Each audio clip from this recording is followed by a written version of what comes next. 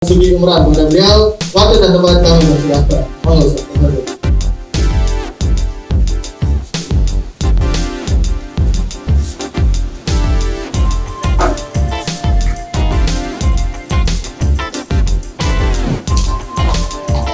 Bismillahirrahmanirrahim. Assalamualaikum warahmatullahi wabarakatuh.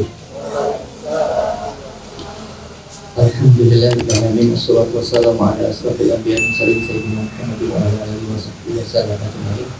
A'udzubillahi minasyaitonir rajim. Bismillahirrahmanirrahim. Wa bitu billahi rabbil islam dinan wa bi Muhammadin nabiyyi wa rasulullah wa fi zilmin wa warzuqni fahma wa fi sirri sadri wa sirri amri wa hurrikatan min lisani yafqahu qawli bi rahmatika ya arhamar rahimin. Amin wa amin. Alhamdulillah, amin. Puji syukur kepada Allah Subhanahu wa taala.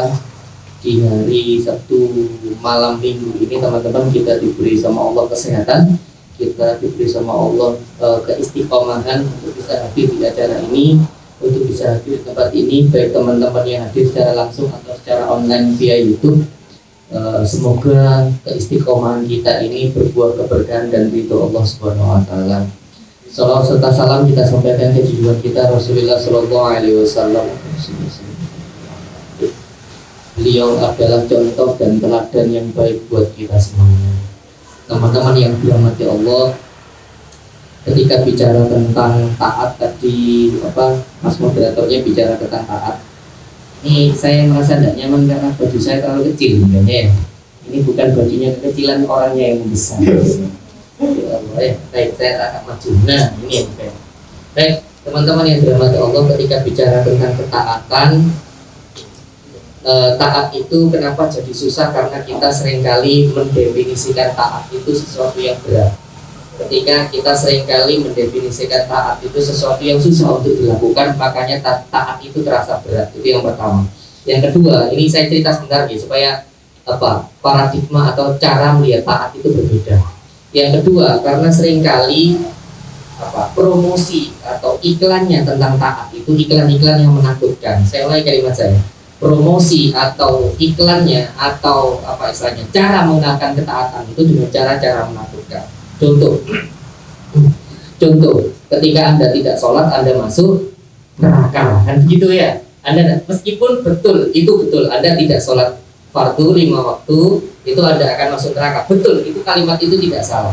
Tapi promosi model seperti itu membuat orang semakin jauh dengan ketaatan. Kenapa? Promosinya itu model promosi yang menakutkan. Itu sebabnya orang sama taat itu menjadi sesuatu yang berat. Kenapa? Karena promosinya itu menakutkan. Permisi. Sedangkan promosi kemaksiatan itu promosinya menyenangkan. Promosi dengan cara-cara menyenangkan sehingga orang itu semakin tertarik untuk bermaksiat. Gitu ya. Kenapa? Karena cara promosinya menyenangkan. Itu sebabnya gerakan taat itu bagus, teman-teman MKM, teman-teman BIF ini dengan semboyan taat itu keren. Itu salah satu bentuk untuk menunjukkan bahwa taat itu memang keren, taat itu memang menyenangkan. Maka ketika mempromosikan ketaatan itu, promosikanlah, sampaikanlah atau iklankanlah dengan cara yang menyenangkan. Maka kalau misalnya dia bilang kenapa kita sholat yo? Kita bilang saja kalau kamu butuh sesuatu segera sholat dengan metode-metode yang menyenangkan. Sholat itu seperti alat komunikasi, sholat itu seperti handphone, dan itu ustadznya berdabus, bukan ini ya ngomong, bukan saya yang ngomong, Rasulullah ini as-sholatu mi'rajul mu'minin. Sholat itu mi'raj itu tempat bertemunya Allah dengan hambanya. Jadi yang ngomong bahwa sholat dalam tanda petik itu handphone, alat komunikasi, itu bukan saya. Yang ngomong itu Rasulullah, dan itu kita harus sampaikan dengan digembar-gemborkan bahwa ketaatan itu yang menyenangkan. Anda kalau sholat itu ngomong langsung sama Allah. Loh, Anda tidak mau ngomong langsung sama Allah. Saya ambil contoh teman-teman yang dirahmati Allah. Dengan kalau punya teman yang kaya, kaya banget, anggap saja kekayaannya kayak Sandiaga Uno. Nah, gitu kan dia. Jangan dibahas masalah yang kemarin, gitu ya. Jangan dibahas masalah yang kemarin, kenapa Han Ji Pyong, gambarnya Han Ji Pyong itu muncul lagi ya. Jangan dibahas itu. Kalau kamu tidak bisa jadi musuh, jadilah pasukannya. Kan gitu kan ya. Itu drama Korea itu jangan dibahas, gitu kan ya. Seandainya Anda punya punya teman sekaya Sandiaga Uno, lalu istilahnya, dengan itu dikasih nomor handphone, terus dia bilang ini, dengan kalau butuh butuh uang atau telepon saya langsung akan bantu. Dikasih saluran khusus yang orang lain tuh tidak punya, jenengan pasti suka kan dia. Kenapa? Karena Anda dikasih telepon khusus yang orang lain belum tentu dapat, Anda dapat. Nah itu kalau dikasih saluran khusus oleh orang kaya saja Anda begitu senang sekali, apalagi kalau Anda dikasih saluran khusus oleh zat yang paling kaya, oleh Sang Maha Penguasa alam semesta. Apa itu saluran khususnya? Namanya sholat. Nah itu loh, cara mempromosikan ketaatan dengan menyenangkan. Supaya saat ini kita itu kalau mau taat itu gak agak ketakutan. Jadi bicara tentang sholat itu bukan kalau kamu tidak sholat masuk neraka, meskipun secara fikih itu betul. Tapi kalau kita sampaikan dengan cara seperti itu, orang akan semakin mundur. Makanya kita sampaikan dengan cara-cara menyenangkan. Kenapa sih sholat hajat tuh? Anda tidak ingin tak keinginan Anda tercapai? Kenapa Anda sholat duha loh? Anda tidak ingin tak gajimu itu berubah? Masa dari dulu gajinya 3 koma, tanggal 3 koma, gitu kan ya? Mulai stres sebenarnya. Masa dari dulu gitu aja, makanya tambah dengan sholat duha, gitu ya. Jadi menjelaskan ketaatan itu dengan hal-hal yang menyenangkan. Kenapa sholat istikharah? Lu masa dari dulu tidak pengen dapat tit? Nah itu ya hal-hal sensitif yang tidak boleh kita bahas, sebenarnya ya. Ada datang ke sini dalam keadaan sendiri itu kan menyakitkan, saya tahu, sebenarnya ya. Baik teman-teman yang dirahmati Allah, jadi itu ya kalau kita bicara tak ketaatan, sampaikanlah ketaatan ini dengan cara-cara menyenangkan. Supaya apa? Supaya orang itu semakin tertarik dengan ketaatan. Nah, salah satunya yang akan kita diskusikan kita kali ini adalah yaitu tadi bicara tentang keilmuan, bicara tentang agama dengan cara yang menyenangkan. Dengan cara yang menyenangkan. Jadi begini, ketika kita bicara dengan topik hari ini tentang rewind, mengulang kembali atau bahasa teman-teman muhasabah itu, saya ambil contoh sederhana seperti ini. Ada seorang pedagang, keluarga pedagang ya, ayah, ibu dan seorang anak. Ceritanya ini si ibu ini bagian jualan, si ayah bagian bahasa Jawa itu kulak, kalau bahasa Indonesia apa Mas? Tahu kulak ya teman-teman ya? Kulak itu apa sih bahasa Indonesianya apa kulak itu? Ini hebatnya bahasa Jawa itu ya, bisa mendetailkan sesuatu ya. Enggak, bahasa Indonesia makan, bahasa Jawa nguntal, badok. Ya oke, bahasa Jawa itu gitu ya. Bahasa Jawa itu luar biasa. Ya kulak, teman-teman tahu kulak ya apa sih? Membeli keperluan untuk dijual. Nah itu ya. Jadi apa kulak itu penjelasannya panjang. Panjang. Apa benar kunduran karena itu panjang ya. Panjang itu. Nah oke. Jadi si laki-laki bagian kulak, bagian beli barang untuk dijual kembali, si perempuan bagian jualan. Ceritanya begitu. Nah ini kebetulan laku, jualannya laku tetap. Jualan laku. Ketika jualan laku, si ayah ambil uangnya digaji buat apa? Buat beli barang untuk dijual lagi. Oke, ambil aja, diambil. Terus anaknya datang, mau buat beli susu, ambil. Jual terus gitu sampai sebulan seperti itu. Dilihat kotak jualannya, gitu uangnya. Loh, kok duitnya habis? Kok malah simpanan saya juga kepakai? Kenapa ini? Bukankah saya ini, menurut saya untung saya banyak, menurut saya yang beli itu banyak. Kenapa kok bisa habis? Ternyata kesalahan keluarga ini satu. Apa itu? Kalau jualan tidak dibikin, kalau bahasa kerennya neraca, gitu kan ya. Kalau bahasa kerennya jurnal. Kalau bahasa kita, kalau jualan tidak menghitung untung rugi. Maka kenapa jualannya jadi rugi? Karena dia tidak menghitung untung dan rugi. Oke, sekarang saya lanjutkan. Kalau jualan aja, saya tanya, jenengan kalau misalnya jualan pengen rugi enggak? Pertanyaan saya, ada nggak orang di dunia ini gak perlu untung, aku rugi cukup? Ada nggak orang di dunia ini kayak gitu? Meskipun Anda sekaya Sandiaga Uno misalnya ya, nggak mungkin Anda pengen rugi, nggak mungkin. Setiap orang pengen untung kan gitu, pasti pengen untung. Nah kalau untuk jualan urusan dunia aja Anda pengen untung, apalagi untuk urusan amal ibadah harusnya pengen untung. Apa maksudnya Ustaz? Supaya kita itu tidak rugi, makanya lakukan seperti yang tidak dilakukan penjual tadi. Apa itu? Menghitung. Nek bahasa alat menghitung nek bahasa Arab itu hasub. Cara menghitung atau menghitungnya bahasa Arabnya itu hisab. Makanya ada kalimat muhasabah diri, perhitungan diri. Jadi hisab itu bukan evaluasi, artinya menghitung diri. Makanya ada yang namanya muhasabah. Nah, riwayat itu artinya ilmu tentang muhasabah, ilmu tentang menghitung diri. Supaya kita semuanya itu menghitung. Apa yang dihitung? Nah, nanti kita akan bicarakan ini. Jadi menghitung itu penting supaya apa? Supaya tidak rugi. Ustaz, tidak ruginya kayak gimana? Supaya ketika Anda beli, kalau dijualan tadi, ketika Anda beli terus Anda jual, masih ada selisih untungnya. Itu kalau bicara penjualan. Kalau bicara tentang amal, supaya ibadah Anda dengan dosa Anda nek dikurang itu masih ono untungnya lah begitu. Itu namanya muhasabah diri, gitu kan ya. Anda ngajinya berapa kali sama Anda ribahnya berapa kali, itu bisa dilihat, gitu kan ya. Bisa lihat apa namanya, Anda sholatnya berapa kali, Anda sama Anda nyinyir berapa kali, itu bisa dihitung. Nah itu kan kalau bisa dihitung, wah lah minus ternyata banyak nyinyirnya. Nah berarti harus ada yang dikurangi. Saya tidak menyuruh Anda nyinyir ya, enggak ya. Tapi pada prakteknya orang kalau tidak nyinyir itu rasanya tidak enak. Ya, no sih sok nyinyir itu berdino. Gitu kan? Barusan aja tanggal 25 kemarin kita sudah saling nyinyir ya.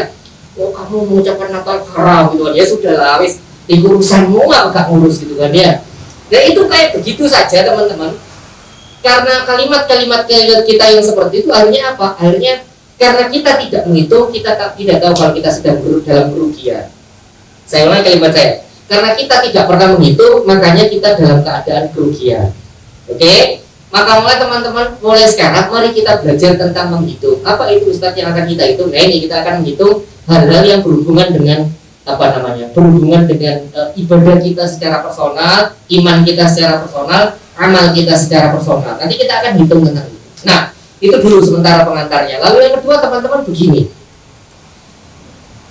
Karena rewind, mengulang. Kalau kemarin kan temanya kembali, gitu kan ya. Terus sekarang temanya mengulang. Ini saya nggak tahu ini kok tiba-tiba temanya. Dan ini memang bersambung teman-teman.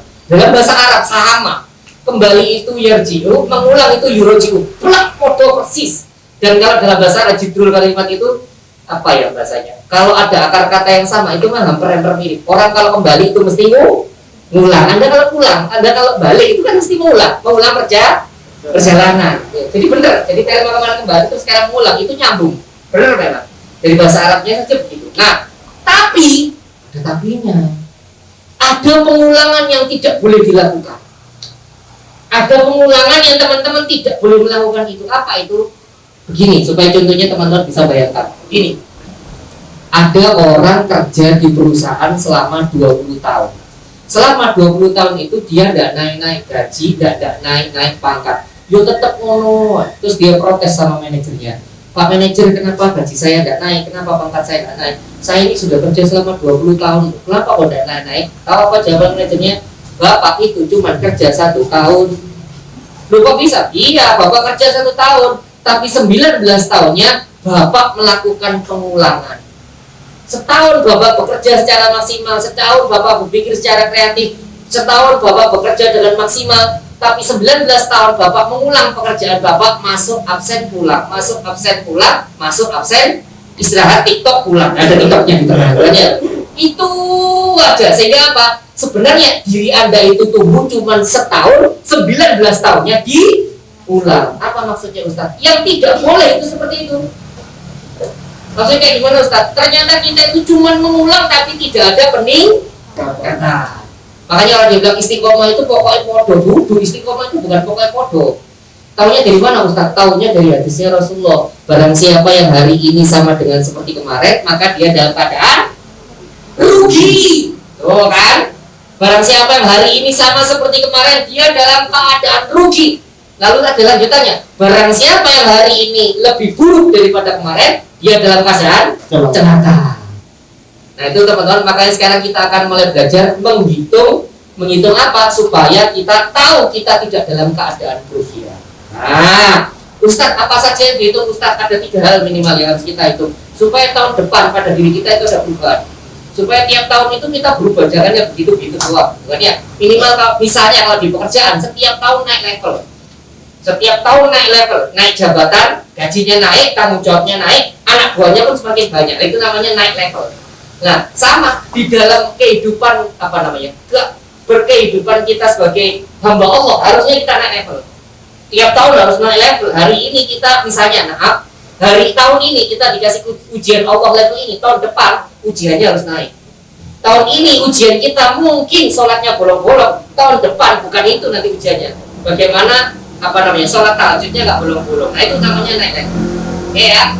Nah sekarang kita akan bahas Ustaz apa saja sih yang harus kita hitung, yang harus kita muhasabahi diri supaya kita bisa jadi orang-orang yang tidak rugi ketika pergantian tahun.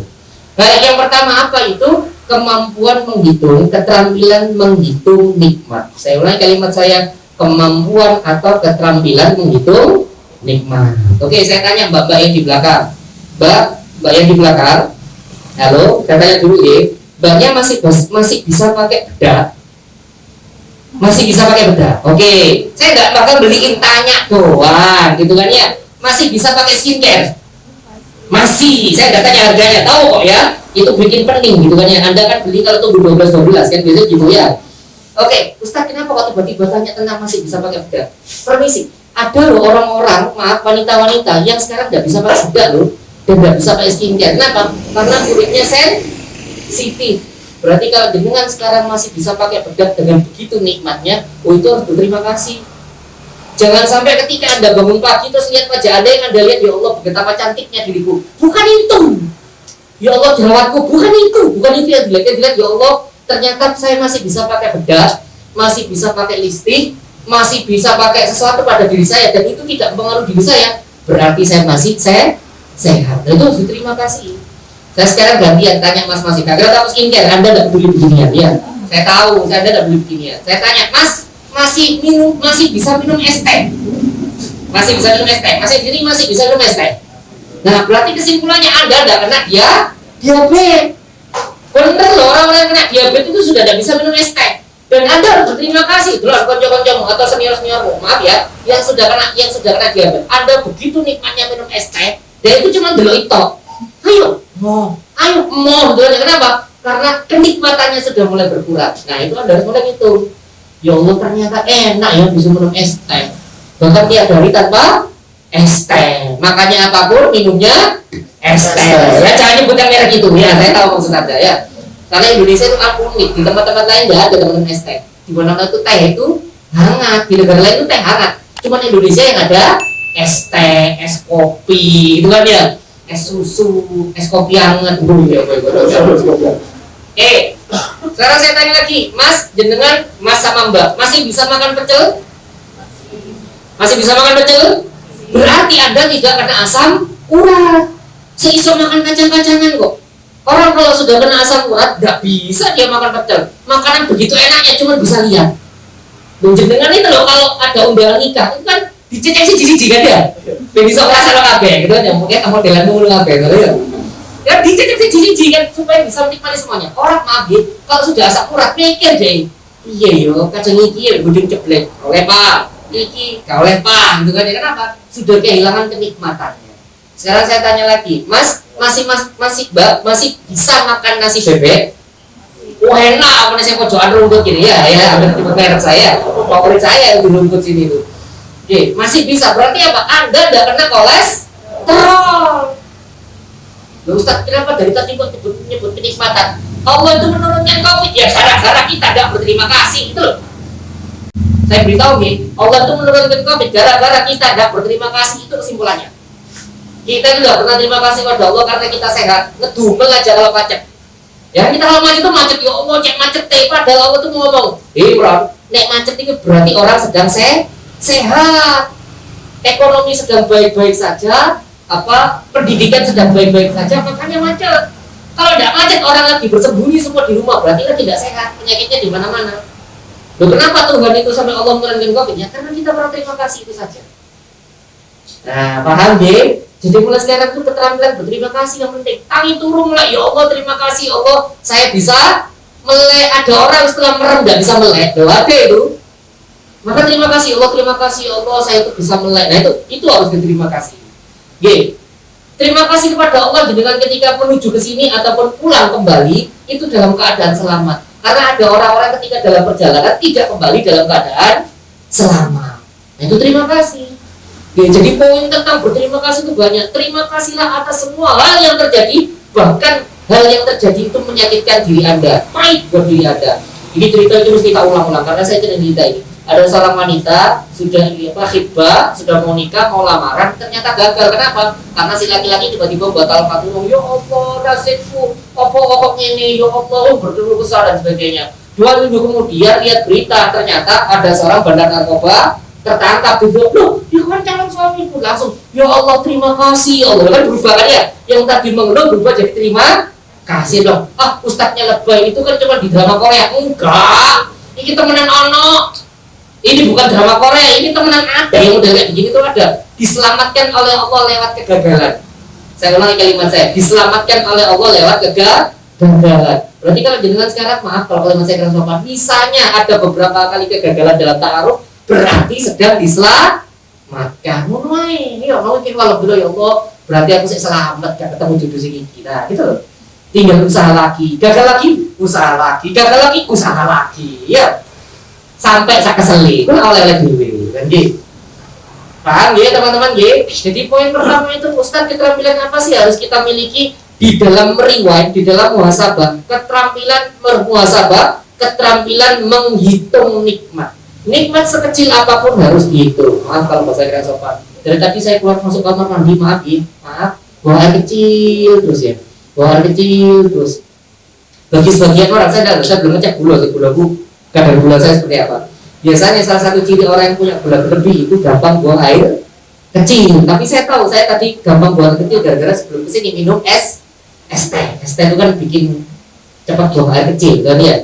Nah itu baru sadar ya Allah betapa nikmatnya kalau buang air kecil itu lancar. Bayangin jenengan tidak bisa buang air kecil, bingung jenengan.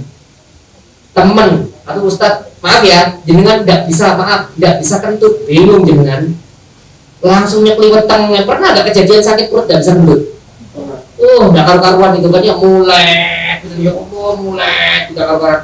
Ya Allah itu kalau operasi habis ratusan juta ya, karena saya pernah kenal seorang teman yang operasi gara-gara gak bisa kentut.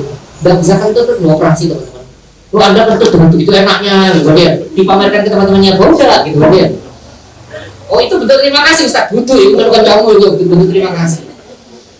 Paham ya teman-teman ya, menghitung nikmat penting sekali, menghitung nikmat. Kenapa ini saya letakkan di poin di awal? Karena sekarang kita sama Allah diganjar COVID ya gara-gara itu.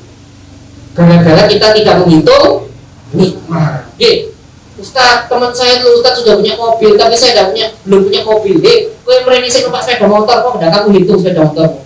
Ustaz, temanku motoran aku cuma sepeda ontel. Ini sekarang tuh banyak orang yang pengen beli sepeda ontel, malah sepeda ontelnya lebih mahal daripada sepeda motornya, ya kan? Sing merek hampir nyebut merek saya itu kan ya yang punya Quintan ya situlah ya teman-teman tahu ya ini tuh loh malah lebih mahal.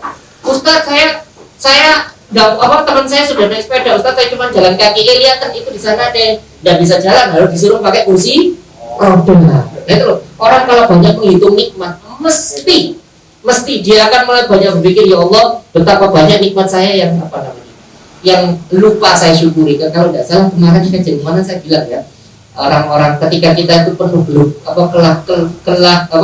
kesah, ketika kita pernah penuh dengan kegalauan, apa nasihatnya Imam Ghazali, disuruh berangkat ke pemakaman. Ingat ya, ngajian kemarin begitu kan, disuruh berangkat ke pemakaman. Lihat itu orang-orang meninggal. Kenapa? Kalau kata Al-Quran, hatta idza jaa ahadul mauta yarji'u qala rabbi irji'u. Hingga sampai salah satu di antara mereka berkata, ya Allah, tolong kembalikan aku ke dunia. Supaya apa? Supaya aku ingin memperbaiki kesalahanku. Apa maksudnya? Keinginannya orang meninggal itu cuma satu, balik ke dunia untuk memperbaiki kesalahan. Saya ulang kalimat saya. Keinginan orang yang sudah meninggal itu cuma satu, balik ke dunia untuk memperbaiki kesalahan. Sedangkan keinginan Anda yang begitu banyaknya itu nanti akan tinggal satu kalau sudah meninggal. Apa maksudnya? Yang Anda inginkan begitu banyak itu teman-teman, nanti akan tinggal satu yang sekarang Anda punya, yang mungkin Anda lupa mensyukuri, yaitu masih tetap hidup. Karena orang-orang sudah meninggal itu ingin hidup. Nah itu nikmat yang perlu kita syukuri. Oke, bisa dipahami ya. Jadi poin yang pertama adalah belajar menghitung nikmat. Nanti pulang di sini belajar menghitung nikmat sebanyak-banyaknya. Anda sekarang bisa pegang handphone dengan begitu nyamannya, itu berarti tangan Anda sedang sehat. Ustaz berlebihan. Jenengan belum pernah nyetir motor tangan Anda gemetar karena sakit. Waktu bolak-balik nyetir motor berkolor dan mandek kali. Apa ini? Sampai waduh harus diperiksa ke dokter karena sakit. Sakit nyetir apa ya? Nama penyakitnya apa ya? Tremor. Bukan tremor kan gemetar ya, tahu saya tremor. Bukan yang linu sampai bukan tremor, yang linu sampai ke sini tuh. Aku namanya aneh pokoknya, bahasa dewa lah, saya tidak tahu pokoknya. Saya nyebutnya bahasa dewa, bahasa ilmiahnya saya tidak tahu. Sakit, benar sakit, nyetir motor di sini sakit sampai sini. Loh, kita nyetir motor dengan sangat enaknya, itu loh harus berterima kasih. Saya kasih contoh paling simpel. Jenengan pernah sariawan? Ya, pernah sariawan ya? Ayo, apa tidak enaknya sariawan? Perih, bukan cuma perih. Yang paling tidak enak pas sariawan itu apa? kalau lagi makan. Kenikmatanmu itu berkurang. Sego bebek saya enak-enak ini kue sariawan gak enak rasanya. Masih gratis tuh yang dimakan. Ayo. Kalau gratis tak tuh kena 10 gitu. Mau katanya. Ternyata apa? Yang lebih nikmat daripada yang gratis tadi apa? Sehat. Nah itu teman-teman. Kita itu baru kadang-kala ingat nikmatnya Allah kalau sudah diambil. Berarti ya sekarang ya. Jadi poin pertama adalah menghitung nikmat. Keterampilan pertama menghitung nikmat. Keterampilan kedua, keterampilan muhasabah kedua adalah setelah keterampilan menghitung nikmat, yang kedua keterampilan ini baru kebalikannya. Jadi biar seimbang, habis menghitung nikmat kebalikannya apa itu menghitung maksiat atau menghitung dosa. Apa maksudnya Ustaz? Berapa banyak dosa yang telah kita lakukan? Gini, ini jangan berpikir tentang dosa yang besar dulu. Kenapa? Karena kalau Anda sudah mikir dosa besar, dosa kecilnya tidak kelihatan. Saya ulangi kalimat saya, jangan berpikir dosa yang besar dulu. Kenapa? Karena kalau Anda sudah hitung dosa besar, dosa kecilnya tidak kelihatan. Maka mulailah dari menghitung dosa yang kecil. Contoh, antri kafe yang gini. Pas antri, ono lengah titik terus ada nyelip, sering ngerti. Nah, berapa banyak kita nyelip orang dalam bapak antrian? Itu sepele teman-teman. Dengan nyelip sampai opsi 6.000 meso gitu kan ya, sampai keluar laknat gitu kan ya. Itu berarti dengan sudah menyakiti hati itu. Ustaz kok tahu? Aku bolak-balik diselip gitu kan ya. Gara-gara beli pentol ini beli langsung ibu-ibu nyelip srek. Kajeng tegur ibu-ibu gitu kan ya. Tapi nanti dongkol kasih tutup kok ngalih gitu kan ya. Itu kan bongkol. Oh ya Allah, ternyata nyelip itu tidak enak. Ternyata nyelip itu menyakiti hati. Itu dosa loh teman-teman. Sepele, saya belum ngomong dosa-dosa besar, dosa saya kecil, nyelip ketika ngantri gitu loh. Itu contoh hal-hal kecil yang kita jarang kita sering lupakan dan itu membuat orang lain tersakiti, itu jadi dosa. Saya tanya, jenengan kalau lampu merah berhenti atau tidak? Berhenti atau tidak? Mantap. Sekarang ketika lampu merah dan hujan berhenti atau tidak? Yakin? Hujan terus saya mandek. Pakai jas hujan ya, oke pakai jas hujan deh, pakai jas hujan. Berhenti. Nih gak pakai jas hujan? Ayo. Jual gak kayak hujan. Ada ngomong ini. Secara fikih Ustaz dari fikih jawab ini. Karena darurat itu bener ya. Secara fikih Ustaz karena darurat tak terabas. Nah, oke sekarang tak ganti. Nggak hujan teman-teman. Tapi Anda pulang jam 12 malam sepi, tolak gadok lampu merah. Diterabas orang. Terus gitu. Ya. Gampang kok itu contoh yang paling gampang. Maaf kalau itu masuk. Sekali lagi ya, saya kalau kasih contoh bukan guyon maksud ini, bukan itu khayalan tapi kenyataan pasti. 2006, saya masih ingat 2006 atau 2007 itu. Jangan tahu itu kalau dari UNER menuju Belatang, dari UNER menuju Belatang kan ada perempatan Kertajaya namanya ya. Yang pojokan ada pom bensin loh. Tahu ya perempatan Kertajaya pojokan ada bensin itu. Saya masih ingat kalau ada 2006 ya 2007. Zaman saya masih mahasiswa, sering ya saya kayak gini dia Sabtu malam minggu nyangkruk. Aku ya tahun 6 ya, gitu kan dia. Hari ITS nyangkruk nang UNER, lu ngapo gitu kan dia. Nyangkruk di sama teman-teman anak teknik mesin, nyangkruk di salah satu warung. Saya malam ya 1:30 jam 1:30. Itu di perempatan kan sepi. Karena ada lampu merah, terus yang merasa lampu merah ini gak ada orang diterabas sama dia. Padahal dari sana itu hijau ada masih motor yang lewat. Jadi kecelakaan. Lihat ya, gara-gara dia nerabas lampu merah, merasa 1:30 itu masih sepi, makanya diterabas saya. Makanya saya sekarang kalau ada lampu merah itu saya tidak cuma kalau lampu hijau itu saya tidak cuma nyebrang, mesti kebelan dulu, tin ngasih sinyal pada orang di kanan kiri, kalau masih ngajeng lewat, oke ngajeng lewat, kualah gitu kan ya. Nah, Ustaz kenapa kok timbul ngasih itu? Jenengan nerabas itu mendolimi orang loh. Jenengan nerabas itu mendolimi orang, oke. Ustaz saya udah pernah nerabas, tak ganti bener contoh ini, aku pakai contoh. Karena ini kenyataan tadi. Saya tanya, jenengan kalau berhenti lampu merah, berhentinya itu di belakang garis, di tengah garis atau di depan garis? Di tengah garis kan ya, sampai orang aja hemat nabrak nih, menjalan ke dur. Lah kok kira ngisi no bisa menjalan.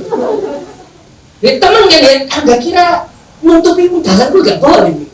Kan hadisnya ada toh, apa trotoar itu. Ketika ada seorang sahabat duduk kata Rasulullah, iki trotoar dulu yang nyebutnya bukan trotoar ya.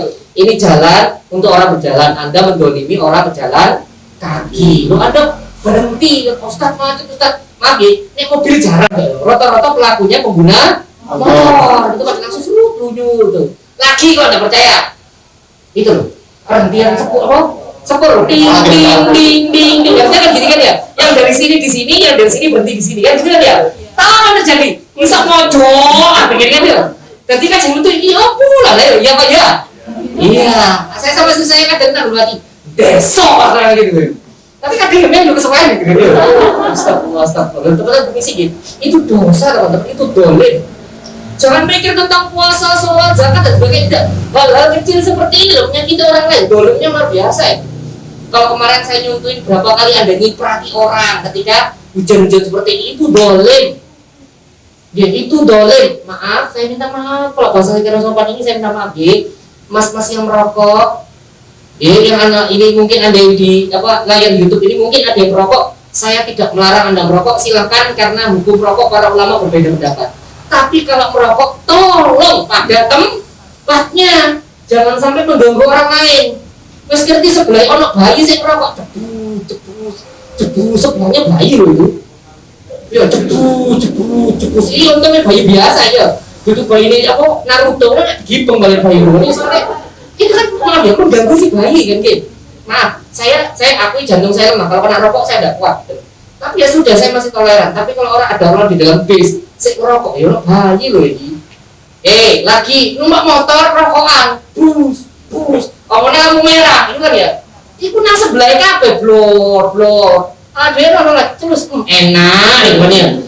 Ambu benduk, maaf permisi. Maka terserah Anda mau merokok silakan, tapi tolong jangan dolimi orang lain dengan asap rokok Anda. Itu maksudnya. Jadi hal-hal yang sepele. Yang dimaksud menghitung dosa adalah hitunglah mulai dari yang paling kecil. Kenapa? Karena kalau Anda sudah bisa menghitung dosa Anda yang paling kecil, itu yang besar-besar makin kelihatan. Mesti ketok, wis.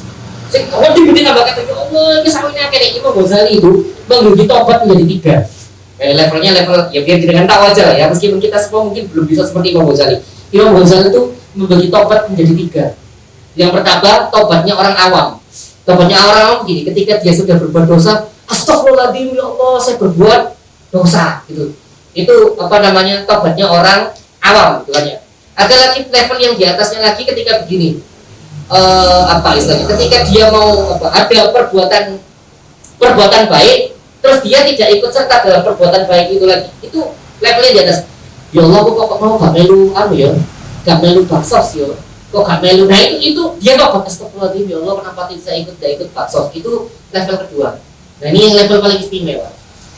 Bahkan dalam niat sekalipun, kalau ada niat yang tidak baik, langsung dia istighfar, langsung dia tobat.